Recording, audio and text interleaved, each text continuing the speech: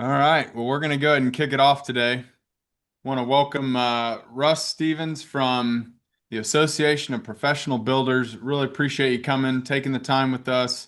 He's going to give us kind of this three-step process for pricing new homes and renovation projects. So really excited to get to dig into that. Before we get going, though, couple reminders here. For our everyone who's not part of the Facebook group. If you want to go ahead and move forward there, Russ. We got JobTread Pros. Our Facebook group is a great place to connect with others. Over 7,000 members are in there. So if you're not part of that, do hop in there. Lots of great conversations, discussions, things happening. We've also got Builder Stories, which is our podcast. If you hadn't tuned into that, we'd love for you to get on there. It's on every major podcast. Apple, Spotify, YouTube.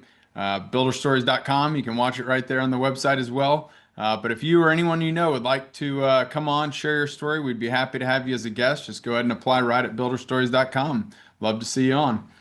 And we got our upcoming boot camps I want to remind everyone of. So we do have one this week, but obviously probably a little bit last minute for that. But the next two are going to be October 16th and 17th, and then November 16th and 17th. It's a full 2-day in-person workshop to help you get up to speed very, very quickly on everything JobTread. So we'd love to have you come out. It's $199. Basically covers just the cost for us to rent the venue and get the food, your breakfast, lunch, dinner. We got the happy hour event the first night, and then breakfast, lunch again the second night. So, for everyone who's new or if you need a refresher, definitely encourage you to check that out. And lastly, we've got our annual user conference, JobTread Connect. If you hadn't gotten your tickets, you definitely want to do that. The price will be going up by $100 on October 3rd. So it's not too late. Get those early bird tickets. Event is January 14th to 16th in Dallas, Texas. We'd love to see all of you there. This will sell out, so the sooner you can get that, as well as getting your hotel reservations is very important. We will sell out every hotel in the area, so you definitely want to grab those as early as you can. And without further ado, I would like to hand it off to Russ and look forward to hearing what you have to share with us. Welcome, Russ. Fantastic. Thanks so much, Eric. Hey, everyone. Welcome to the presentation. As Eric said, I'm Russ Stevens, co-founder of the Association of Professional Builders. And today I'm going to be sharing with you guys the new process for builders pricing new homes and large remodeling projects. Because if you plan on growing your building company, or even if you just want to avoid working for a salary and start making some real money from your building company, then you need to be pricing your jobs correctly in order to avoid having all of your profit eaten up by your operating costs. Now, I first came across JobTread a few years back after I started seeing a lot of chatter in our members' Facebook group regarding this new platform and just how easy it was to use. And a couple of years ago at IBS, I took the opportunity to go over to the guys at JobTread, introduce myself. And that was a conversation that then continued and resulted in a podcast interview on our stand this year at IBS. And when I listened to Eric being interviewed on that podcast interview by our own head of marketing, Will Blunt, it became really clear that both JobTread and APB are very closely aligned in how we see business and also how a successful residential building company needs to be run. And that's why we ended up becoming partners with JobTread, and it's why we're happy to recommend each other's services to our own groups of residential home builders, and it's why I'm here today sharing this information with you. Now, there is a myth out there regarding pricing construction projects, and that is that builders need to calculate their cost of sales, including materials and labor for a job, and then add a percentage, whether that's going to be 20%, 33%, or 50%, in order to determine the contract price for the client. Now, there are two problems with this strategy. Firstly, it becomes very tempting for the builder to just trim the markup on those larger projects because they see the dollar figure as quite lucrative. Now, the other problem is that larger projects take disproportionately longer to build due to their complexity. And that means the ratio of fixed costs to contract is actually higher for those jobs. So lower gross profit with higher fixed costs. That means lower net margins, a lot lower. And that's a problem because you guys are in business to make money, not to do favors for strangers.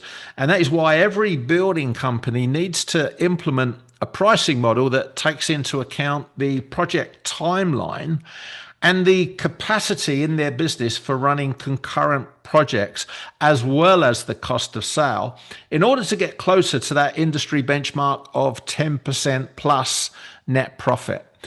But of course, there are plenty of people out there who believe that in business, cash is king. And that unfortunately leads to a lot of small business owners simply monitoring their bank accounts just to see how they're doing financially. And that's okay for most businesses. It's not ideal, but it's okay. But it's not okay in our industry because for builders involved in new construction, it's actually dangerous and misleading because new construction is cash flow positive. Now, what that means is you will have hundreds of thousands of dollars of what we call other people's money sitting in your bank account that does not appear in the creditor's report. And because of that, a lot of builders don't actually fix up their margins until it's too late, simply because they thought they were doing a lot better than they really were. And none of this is theory. The information that I'm sharing with you has all come from real builders operating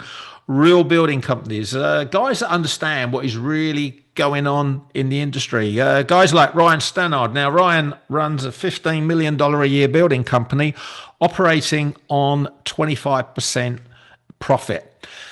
So that's why we're here today. I know you want to increase your margins and you want to make more profit and you want to be able to charge more for your services, but without losing potential clients. And the fact is, there is a proven process for pricing your jobs that is the key to increasing your margins and making more profit, which is why I'm going to take you through the key components of it in this presentation so that you can implement pricing for profit into your own building company right now. Now, my goal for this presentation is to help two types of residential home builders. For those of you who have a marketing and sales process and you want to earn more net profit, I'm going to show you how to price your jobs in a way that maintains your net margin, even on those large, more complex jobs. And for those of you who don't have the necessary marketing components in place that will allow you to increase your contract prices right now, I'm going to show you how to calculate the real break-even point for every project that you're currently pricing. Now, the fact is, in order to make more money in business, you have to increase your net profit margin for the company. And to increase your net profit at company level, you need to understand how much each individual project is generating in net profit. So implementing a pricing model that adds a net profit to each project, that is the key to increasing your income and ultimately getting paid what you are worth. So the three secrets I'm going to take you through today are the two numbers inside your business plan that determine the price you need to charge in order to make a net profit, how to calculate the true break-even point for every project before you quote a price, and how to add a net margin to your projects rather than a gross margin. Now, some custom home builders or remodelers might be thinking, well, business plans, they're complex documents that just sit in a drawer and then they never get looked at. Well, let me share a quick story with you. Back in 2007, I attended an annual conference for a franchised building company. And one of the speakers at the conference was a master franchisor who had just sold his company for $15 million to a private equity group. Now, this successful entrepreneur talked about a lot of different aspects regarding what it takes to run a successful business, and in particular, a successful building companies. And one of the things that really stuck in my mind was what he said about business plans. And after emphasizing to us just how crucial it was for every business owner to both produce and update their own business plan, he then shared how he carries his own business plan with him everywhere he goes, and he refers to it every single day. Now, when I think back to that presentation, I remember seeing this business leader standing there on stage with his briefcase containing his business plan by his side. Now, I know he didn't literally carry his business plan with him everywhere, and certainly not on stage. However, that's the visual memory that's formed over time, and it's what I think of every time I refer to our own business plan. So at APB, we now use a one-page business plan along with an online spreadsheet that is constantly updated in real time using past results that then affect our future projections, which keeps us constantly focused on what needs to happen in the business today in order to achieve our goals of tomorrow. Now, I often think about that day at a conference where the importance of both creating and maintaining an up-to-date business plan was stressed to us over and over again. And I often wonder how big and detailed that speaker's own business plan. I mean, did it fill up that imaginary briefcase that I've got in my head? Well, the truth is, business plans do not need to be overly detailed or even complicated. They really can be as simple as a budget forecast. Now, the thought of creating a 60-page business plan, that can be daunting for a lot of business owners. And there's nothing wrong with creating a 60-page business plan. However, step one is to always create a forecast. Now, the reason being, when you know what you want to achieve in terms of your numbers, the actions that you need to take in order to reach those numbers are going to become very, very clear to you. So rather than getting bogged down in the details of creating a full business plan, here's some of the fundamentals for, creating a budget forecast, which is more than adequate in order to implement the pricing for profit strategy.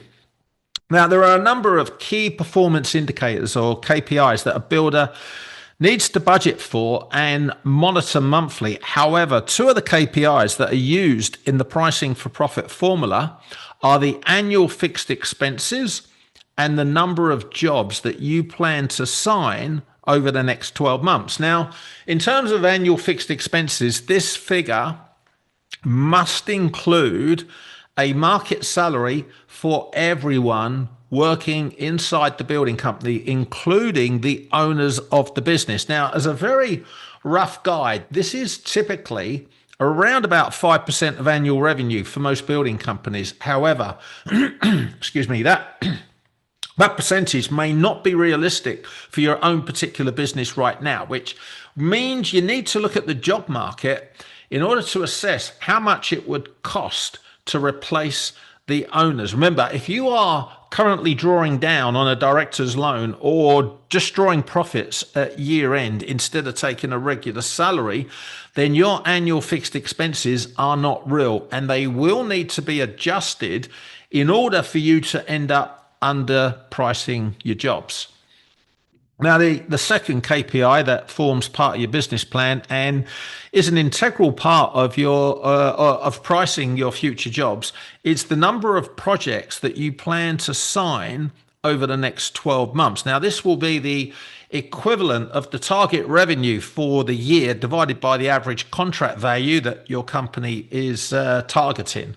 Now, while contract values, they can and they will vary, it's important to operate in a reasonably tight bandwidth and niche. So targeting high-end custom homes and then plug in the gaps in your construction funnel with smaller remodeling jobs, that's not a good strategy in terms of marketing your operations or even your planning. It is a lot better, and it's also way more profitable to solely focus on one thing, such as just purely doing high-end custom homes. Now, if you were to do a quick review of your previous jobs and you looked at the actual figures for gross profit per week per job, that will normally reveal to you that operating outside of your company's main niche is not as profitable as staying in your lane. And what that means is a lot of times saying no to potential clients that can actually be a lot more profitable than saying yes.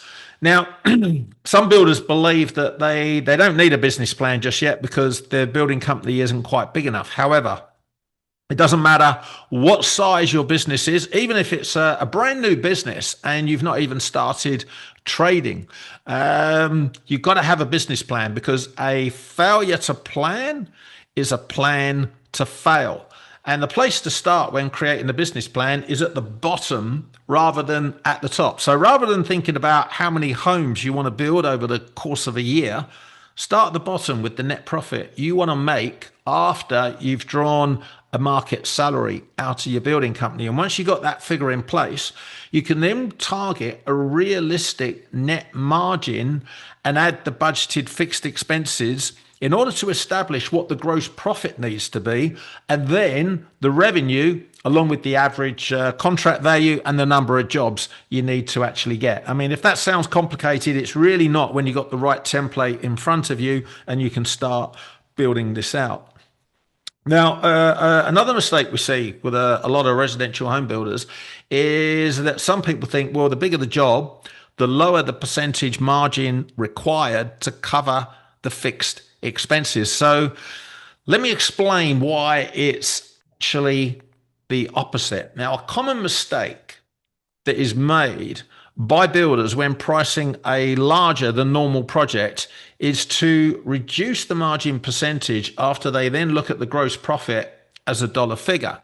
Now, the thinking behind this is that a larger amount of revenue is going to lead to larger gross profit, and that translates to more net profit. And as a result, it can then become very tempting to reduce the gross margin percentage being applied to those larger projects, either in an attempt to ensure that the job is won, or even out of a sense of guilt after just seeing that dollar amount of gross profit going into the job. However, what tends to get overlooked is the increased amount of fixed expenses that must be applied to those larger jobs. And this is because of the extended timeline of a larger project, which reduces the number of projects that that building company can complete in a 12-month period. Also, the project complexity on these larger jobs, that will impact the number of concurrent projects that a building company can run at any one time. So by applying the same amount of fixed expenses to a larger project, that means the gross profit is actually reduced, and that results in a significant reduction in the net profit for the business. It's exactly the same problem when a builder is expected to apply what we call in Australia mates rates, or I think in the US it's more friends and family rates, to a project for a family member, or even we see it happen with a member of staff. Now, the builder in this instance, they may feel like they're doing the build for nothing, but the reality is that they're actually running the project at a loss and effectively subsidizing the build out of their own pocket. Now, this exact scenario happened to one of our private clients a few years back, and after looking at their numbers for the previous 2 quarters, I could see that their gross margin was dropping off slightly. I mean, it was nothing catastrophic, but being 2% below the budgeted forecast on a $12 million a year building company, it was cause for concern. Therefore, I decided I was going to investigate the actual gross profit on each job during those quarters. And again, there was nothing too alarming. I mean, some jobs were up between 1% and 2% versus the budget. Others were kind of down by the same amount. So they pretty much cancelled each other out. And on the surface, this was actually good news, because what it did mean was the building company was not hemorrhaging margin through the construction phase. Now, this building company had been working with us for around 2 years at this point, and they were well on the way to hitting the industry target of 25% gross margin, which is a 33% markup on every job that they quoted. Now, that was a a great achievement considering that they were adding just 20% markup when they first came to us 2 years prior.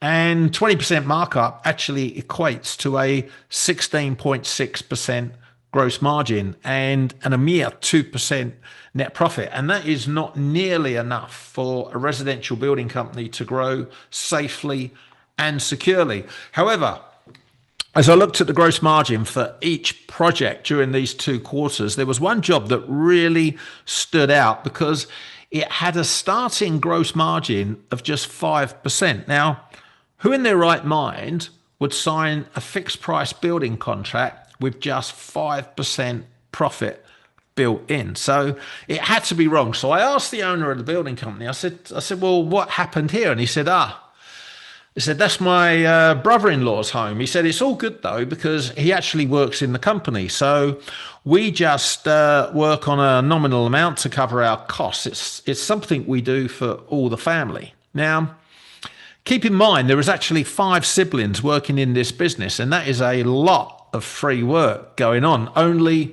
it wasn't free work at all. It was all subsidized builds, because the real cost of running a project for this building company and practically every other residential building company is not 5%, it's actually 15%. And what that meant was the building company was actually losing 10% on this particular build, or if we convert that into a dollar figure, $87,900. Now, that may seem like a tax efficient way to run a family business, but unless that $87,900 is being counteracted by a reduced salary for the benefiting employee, then it is not providing a true reflection of how the business is performing.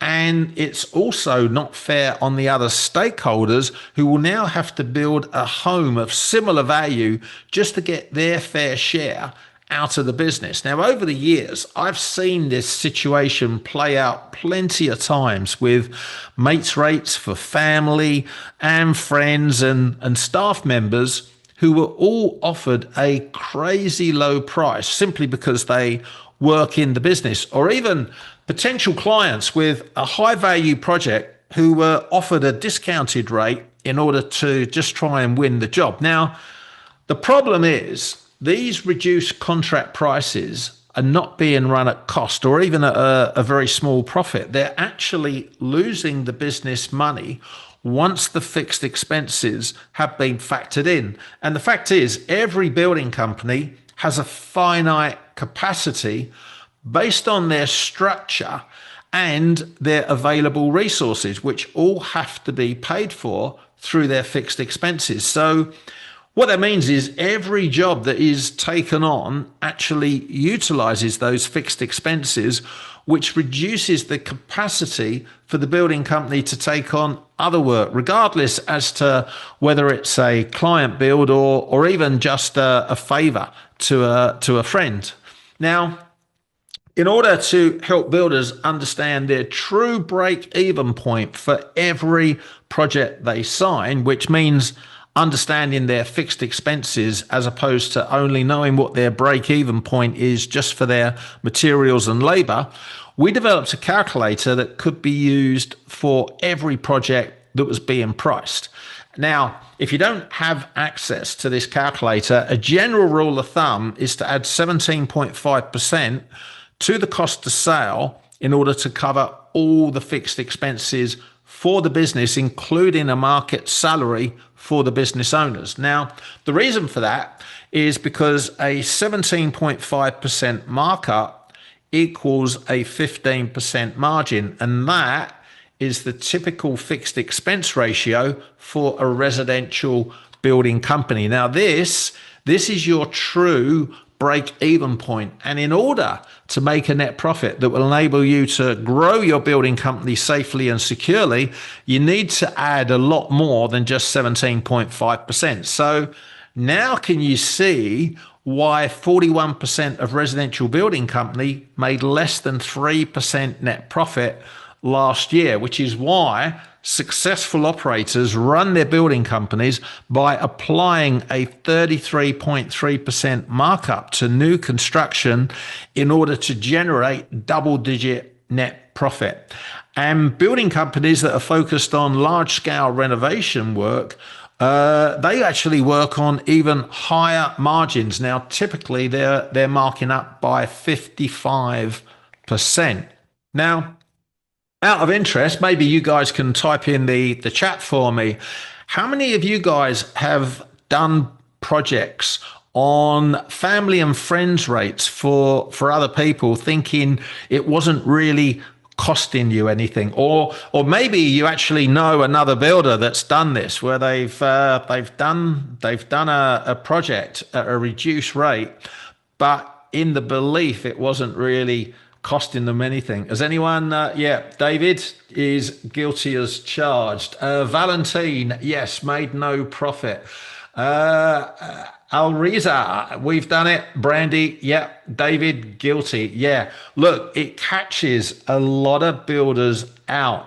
What's this? Yaffa says we have, and we actually found doing work for family costs us more. Exactly. This is the reason why. So yeah, hopefully this is all making sense, and you can see how each and every job is really costing you money on top of your labor and materials. And let's be fair, friends, family, even your own supervisor, they won't always understand the true cost of running a business. So you've got to be really, really clear with them right from the start. Now, a lot of people believe that because they've got a friend who's a builder, then they're going to get the job done for virtually nothing. And then they get really disappointed. They even get a bit angry when they realize that the cost, the price they're being charged, it isn't much different to full retail. So you've got to be really, really clear with your communication.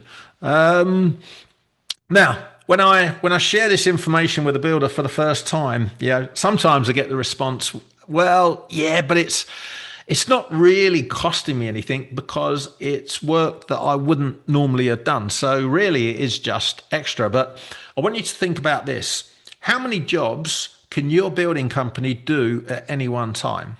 I mean, let's just say 10 is your limit. That's the maximum you can do at any one time. How many family projects can you take on in addition to those 10 jobs? I mean, the answer is it's got to be 0, hasn't it? And if you think, well, I'm geared up for 10, but right now I've only got 8, I've got nothing in the pipeline, I might as well just help out family, friends. Well, the problem with this approach is that you need to be scaling down your resources in order to reflect a capacity of 8 builds at a time in order to optimize your profitability. Now that is your responsibility as the director of a building company. It's to maximize shareholder returns, not to subsidize other people's homes. Now, that might sound a bit harsh, and a lot of people don't actually agree with that approach, but it's a harsh reality in business that these jobs, they're actually coming out of your pocket. Now, one thing to remember about the break-even point is you only ever use this as a reference point rather than an indication of how low you can actually go to buy a job. Now, there might be some very rare times when you need to use a short-term tactic like buying a job in order to maintain your revenue at a minimum level. However, always keep in mind that a project at break even is not worth winning, especially in this climate of rising costs. You'd be better off scaling down and then spending your time figuring out your marketing strategy rather than winning a project that does not generate any net profit, because with all the risk and all the time involved, it's simply not worth it to you. And also avoid adding unrealistic contingencies into your project estimate, thinking this is how you're going to make a bit of profit. Now, accuracy is the key when it comes to forecasting project costs, because better information leads to better decisions. So get your budget accurate and factor in a proper net margin. And talking of accuracy, don't rely on project costs plus the fixed expense ratio that I mentioned earlier when pricing jobs. Now, that is a reasonable indicator, just like a free estimate is a reasonable indicator of how the fixed price quote is going to turn out. However, it's not completely accurate and it can be affected by the complexity of the job, the location of the job, but also the length of the project as well. Bigger, more complex jobs, they take longer and they require more gross profit to cover the proportional fixed expenses. So the only way to calculate those jobs accurately is by using a pricing for profit calculator, which factors all those components in. And remember what Warren Buffett always says, never lose money ever. All right, guys, before we move on to the final section, I just need to get a bit of feedback from you in the chat box. Is this all making sense so far? Do we have any questions about that pricing before we get into a little bit of nitty gritty? And most importantly, I guess, can you see how it's possible to eliminate guesswork in order to operate a professional building company that actually makes money? And when I say makes money, I'm talking about the bit at the bottom, not the bit at the top. So that net retained profit. So let me know in the chat box. You do Excellent. have one question here, Russ, from Lori. So, Yep. how does this work for remodelers who self-perform most of the work? Look, it's self-performing. Most of the work is exactly the same because the work that you're doing, that is effectively you're swapping time for money at that point. So you're the technician in the business as well as being the manager, i.e. the director of the business, and of course the owner of the business as well. So where you're self-performing the work, you've got a charge out rate, and that is what goes into your budget. So this is what actually creates your makes up your cost of sale, your materials and labor. So it's the bit on top of that that you've now got to cover your fixed expenses because you've got the work on site, which goes in your cost of goods sold, your cost of sales. And then in your fixed expenses, there's the admin. So you're now performing your role as the director of the manager of the business. And then, of course, at the bit at the bottom, that's the net profit that's left over. So hopefully I answered that question for you. But yeah, come back if there was something I missed there. Is there anything else, Eric? Oh, you're on mute, Eric. Yeah, one more from Joel. Sorry, feels uncomfortable to lose a business if I'm reaching price points out of line for market demand. Yeah, look, this is a common belief. And yeah, we get this a lot of from a lot of builders that start working with us. And what you need to remember is price is always a barrier in the mind of the seller rather than the buyer. Now, if you can't charge the pricing that you need to charge in order to run a successful building company, and by that I mean one that's delivering 10% plus on top of your salary, it's not because the price is wrong, it's because your marketing and your sales process has failed. So I would hazard a guess that you're probably not following best practice for marketing and engaging a content marketing strategy. Maybe you don't even have a documented, repeatable sales process. They're two of the key things that we see missing in building companies. And that is why they end up competing on price, because they don't have the proper processes in place. They end up competing on price. And when you compete on price, then you're targeting people and dealing with people that are looking for the lowest price because they don't understand value. They don't know how to compare. So this is the situation that you find yourself in right now. But the thing I would emphasize, the problem is not the price that you need to charge. It lies in your marketing and your sales process. All right, got another one here from Jesse. Do you factor in any contingencies into the budget? Yeah, look, and this is where, after you complete each job, you really need to be performing a post-audit completion, understanding where the blowouts were in both timeline and estimating to get your pricing more accurate. Because the more accurate you can get your estimates, the sharper you can make that contingency. But obviously, if you're getting blowouts at the moment, you've got to put a contingency in place to cover those blowouts because as we know, we live in a world of inflation as well. So there has to be a contingency in there.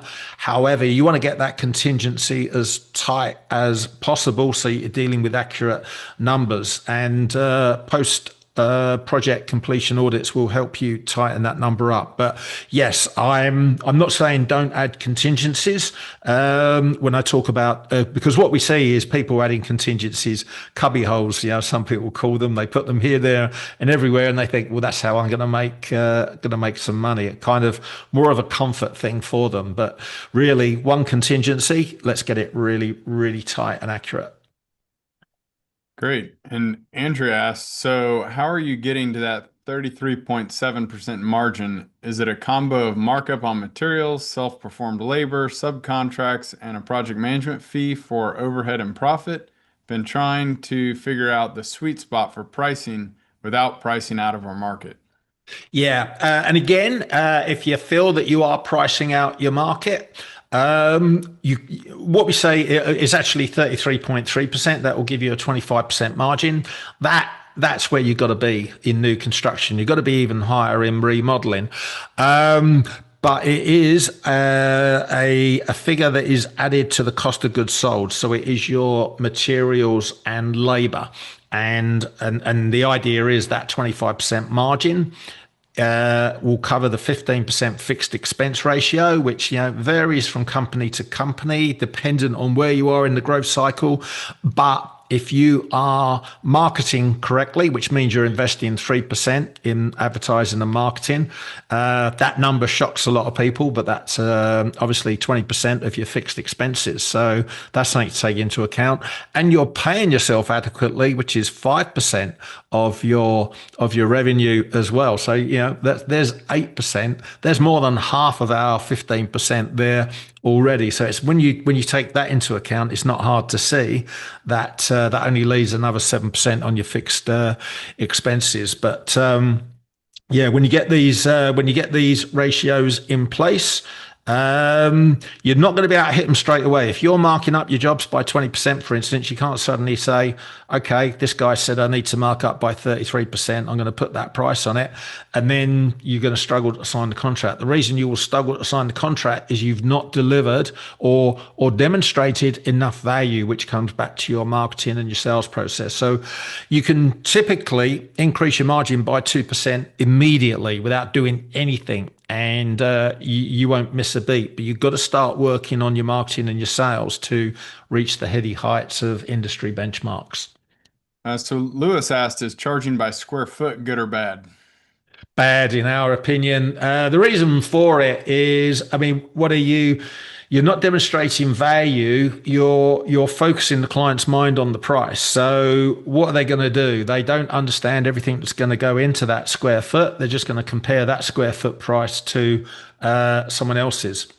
And if you're doing pretty standard boxes, it's easier to use that in the early stages of a conversation, to get a ballpark estimate. But by the time you get into the quoting stage, which is a paid stage, you really got to focus the conversation on value. And if you're doing high-end architectural homes, you got to steer clear of the square foot price per square foot question, because and the way you do that is by educating your client. You actually tell them why it doesn't work with high-end custom homes and why it's a bad idea to even talk in that, and then you become the expert. So yeah, hopefully I covered that one off. All right, let's get one more here before you move on. So Williams asked, how do you handle your warranty, fees, allowances in overhead and profit, or a separate line item for an allowance? Yeah, look, there's a simple rule for this. Anything that can be attributed to an individual project is effectively a cost of sale. So if you're talking about warranties, etc., if you're budgeting for that, that's going to go in the cost of sale rather than the fixed expenses. All right. Cool. Okay, doke. Let's get into the nitty gritty. Now, this is really, really important, this part, because this is how you are guaranteed to always make a profit on your jobs. And it's by adding a net profit margin to your projects rather than a gross profit margin, which is how most of the industry currently operates. Now, a lot of residential builders, they believe that the best way to price a project is by adding a percentage or even a dollar figure in some cases to the total cost of materials and labor. And this is known as adding a gross margin or a gross profit. Now, the problem with this approach is the builder is simply hoping to make a net profit rather than planning how much net profit they're actually going to make. Now, about 2011, I think it was, I met a builder called Jonathan and his business partner for the first time. And these guys were equal shareholders in a custom home building company that had been operating for almost 2 years at that point. And at this time, I was acting as a building broker. So I was connecting consumers that were looking to build a new home with builders that needed more work. And this is the first time that I'd worked with Jonathan. So I said to him, I said, how much do you generally make on your contracts? And he said, well, we typically add on 20%. But by the end of the job, we're pretty happy if we manage to clear 15. So I asked him naturally, I said, well, what happens to that 5% that disappears? And he said, you know what it's like in this game, cost overruns, this and that. But all we need to do is increase our revenue and 15%. That just works fine for our business. So here we had a business owner that was losing a quarter of their gross profit. But rather than try to fix that problem, they mistakenly believed that they could simply scale their way out of trouble. And the problem is, it doesn't end well for a building company that tries to grow while operating on a gross margin that barely covers their fixed costs. And at 15% gross margin, all these guys were doing was literally breaking even. And 4 years later, after they scaled the building company to an $8 million a year business, the whole thing collapsed with massive debts that sent both of the partners bankrupt. Now, the problem for these guys was they didn't understand their numbers. They didn't understand that a 20% markup equated to a 16.6% margin. And they didn't understand that a tiny 1.6% cost overrun on each project was wiping out their entire net profit for the year. And they also didn't understand that as they scaled their building company and they put on more resources, it took their fixed expense ratio up to 18%. And that meant they were now losing 3% on every project they completed. Or if we convert that into dollar figures, $18,000 in hard cash being lost on every project. And the reason they didn't understand any of these things was because on the surface, everything looked great. These guys had cash in the bank. So suppliers and subcontractors were all being paid on time. And because these guys truly believed they were successful, they even started doing their own developments, and they did them on their accountant's advice, all at cost, without factoring in any of the fixed expenses. And that meant the business was really losing $100,000 on each of those projects. Now, as you can imagine, by the time this building company got wound up by the liquidators, the hole was over $1 million. Now, there's a few things these guys could have done a lot better. Understanding the difference between markup and margin, that would have helped with correlating the expected gross profit with the budgeted fixed expenses for the business. And having a project review, like I mentioned earlier, at the end of each project, where all the learnings from those cost overruns and the timeline blowouts were then fed back to the estimator, that would have then improved the accuracy of any future budgets. And understanding the exact fixed expense to revenue ratio for their building company as they scaled up and that number changed, that would have helped them to avoid signing up projects below cost. Now, sadly, all these things were overlooked by both the partners, and there we have yet another residential building company collapsing affecting the lives of the owners of the company, suppliers, subcontractors, all these people that lost significant amounts of money. Now, the best way to operate a residential building company is by implementing the pricing for profit model, which adds a net profit to a project rather than a gross margin. And in order to add a net margin, the builder needs to calculate the amount of fixed expenses that must be added to each job based on the timeline for the job, but also their capacity for running concurrent jobs. So a building company that has annual fixed expenses of, say, $900,000 a year, they would need to apply $3,750 per day across all their jobs in order to simply break even. Now, a quick calculation to get to that figure is $900,000 divided by 48 working weeks in a year, divided by 5 days a week. Now, if this particular building company has the capacity and also the pipeline to run 5 projects at a time, that would then equate to $750 per day per job. And that is the amount of fixed expenses per day for the company divided by 5. And in order to establish the break-even point for any job, all the builder now needs to do is to multiply the daily rate per project by the number of working days that the project will run for, and then add that figure to the cost of materials and labor. So now you have a true break-even figure, and that means that any profit that is added to this number is going to be pure net profit. And the goal, as we said earlier, for any residential building company is to exceed 10% net profit. However, that may not be possible straight away if the building company does not have the marketing structure in place to generate the required amount of sales opportunities that will enable the business to increase its margins. And this is all because of the law of supply and demand. And it's also why margins are linked to marketing.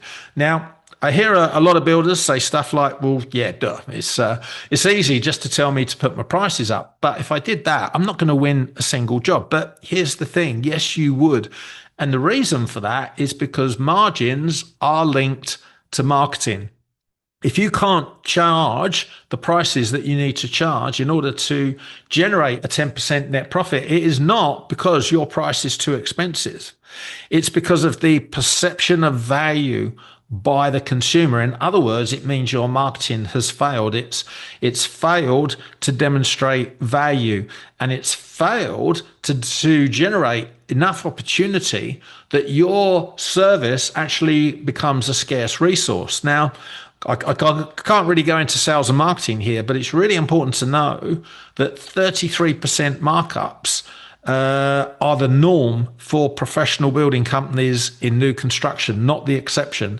And with the right process, you can achieve those margins as well. And if you're thinking, well, yeah, that sounds great, but I need to win jobs at higher margins now, not in 6 months' time when I fix my marketing, then if that's you, start right now by educating your prospects. Now, marketing, that can automate and scale the education of your prospects, but you can start educating them right now every time you speak to them, which will allow you to start increasing your margins. Now, like I said earlier, if you're currently marking up by 20%, which is a 16.6% margin, you're not going to go to 33% straight away, but you can go to 22% while you work on your marketing strategy.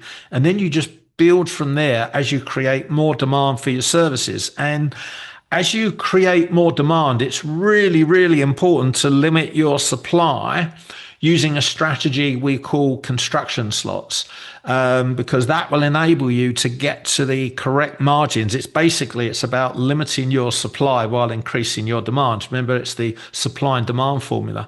And that is what will enable you to get to the correct margins that you need to be charging before you then start scaling your building company. A lot of people do this the other way around. They start scaling before they've got this backlog, this build up of of demand. And when you do it this way, that will ensure that you will have profitable growth rather than experience the profitless boom that, yeah, I'm sure we've all seen so many builders went through during the COVID boom. And here's a tip when it comes to pricing a project. Don't think about how much your client will pay.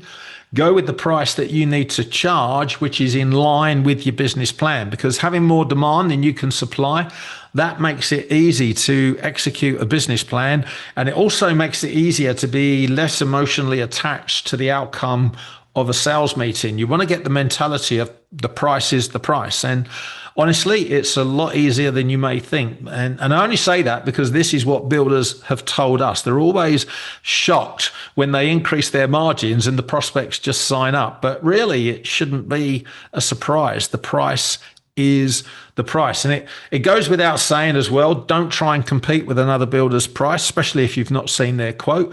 We all know that no two quotes are the same, even if they both relate to the same plan. And even seeing the actual quote from another builder, that's only the first step. You can still win that project without matching their price. But again, yeah, we're going into a bit of sales and marketing strategy there. So I'm not going to delve too deeply because we just don't have the time. But I just want you to know you can charge much larger margins than maybe you thought possible. And the best way to avoid competing against builders on price is by switching to a design and construct model, because this is where the margins are at. If you're stuck in this cycle of quoting consumers' own plans, you got to rethink your business model, because right now you're being viewed as a commodity, and that means the only thing that separates you from 6 other builders is your price. But again, I'm kind of going into sales and marketing here, so it's another topic for another day. And remember, margins are linked to marketing. It's not just about getting the pricing right. You need to improve all aspects of your building company in order to make this a really, truly profitable building company. So that's how you're guaranteed to make a profit on all your jobs. And it's by adding a net profit margin to your projects rather than a gross profit margin, which is how most of the industry operates. So, yeah, and I can see we are running short on time here, Eric, but do we have any questions at all that I can cover off quickly on this part? We do. So Chris asked, do you include brokerage commissions as a line item in the cost of the home? Sorry, do we include yes, because that is a cost of sale. So if you're paying these commissions, it's obviously a sales commission.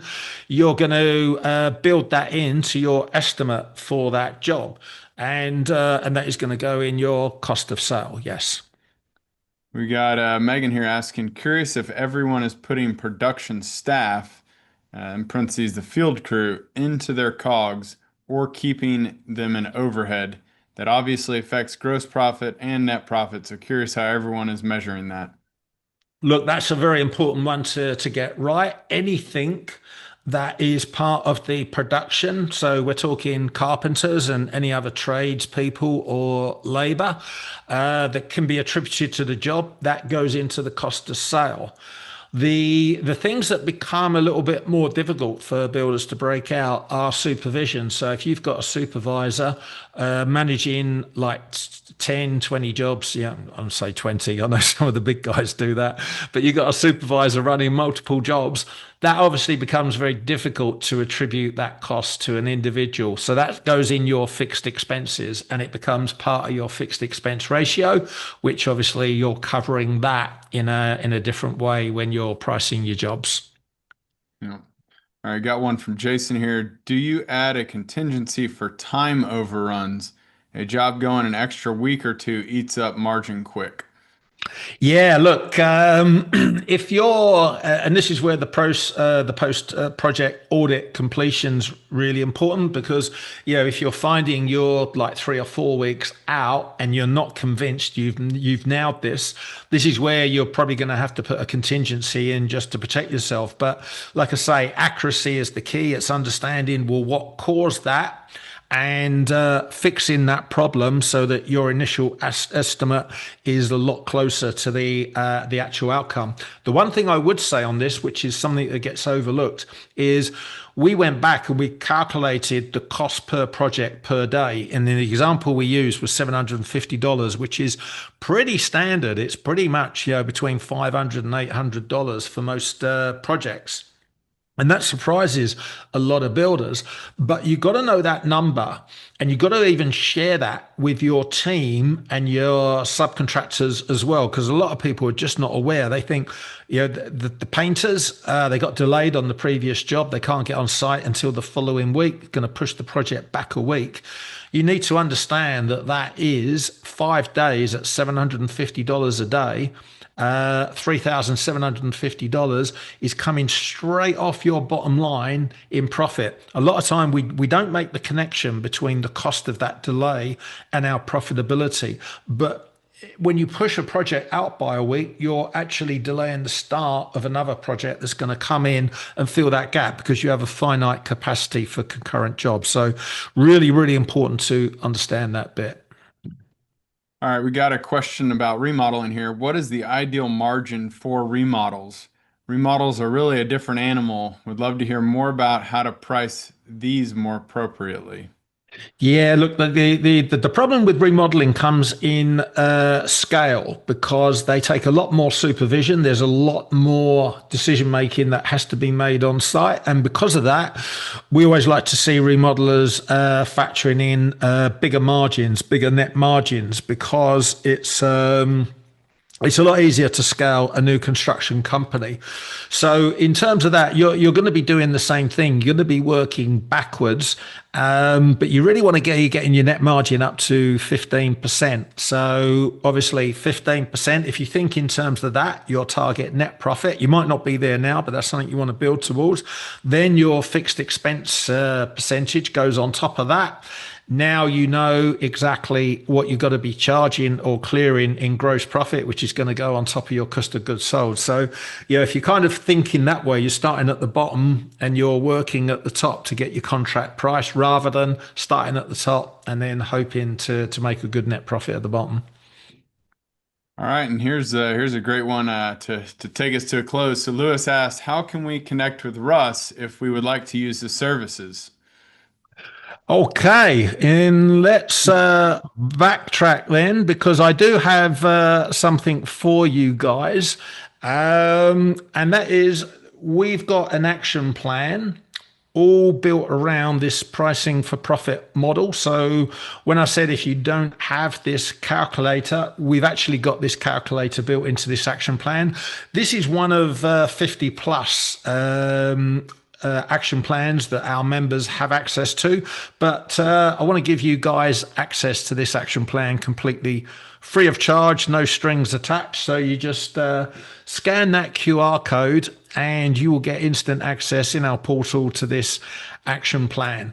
And of course, when you do that, you're going to connect with APB and myself as well. And we'll share some other information with you as well, which we feel you guys need to know about, especially when it comes to the work in progress calculation.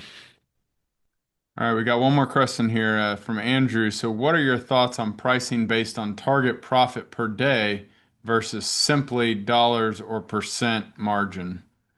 Yeah, I don't like that because when you start having a target in terms of a dollar figure, you're not working on percentages, and business is all about percentages. It's very easy to get caught out because especially if you're planning on scaling, and I'd always advise everyone in business you need to grow because what doesn't grow dies. And what that means, if you start thinking in dollar terms as you scale, that percentage is getting smaller, which means your risk and your liability is increasing, but your potential to cover that risk is diminishing. So, yeah, I think that probably explains my thoughts on that. Awesome. Well, any other burning questions here? Let us know. Got a couple minutes left, but again, as I'm sure everyone can tell, we're really excited to be partners with APB, with Russ, his entire team. We just love the focus on the numbers and really understanding the financial impact of running construction projects, how that affects the overall health of the business, how to grow and scale your business is extremely important. So, again, we really appreciate you coming on, sharing all this information.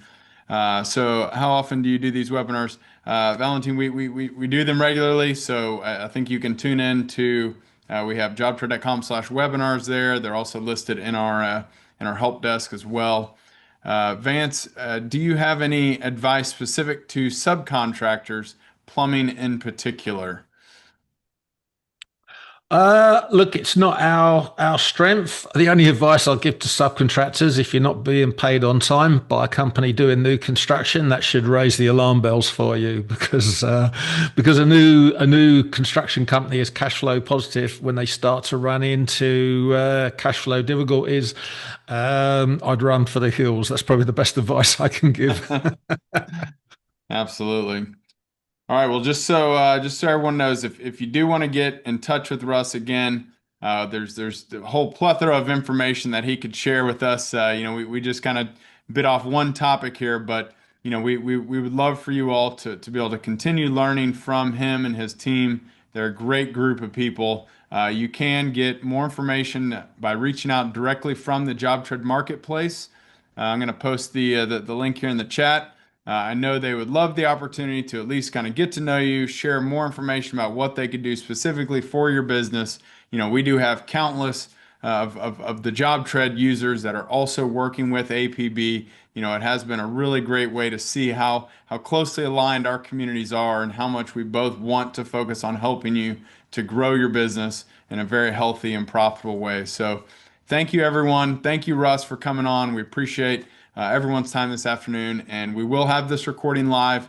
Hopefully later today, we'll get it posted up on our YouTube channel, up on the webinars page, things like that. So thank you all. Have a good one.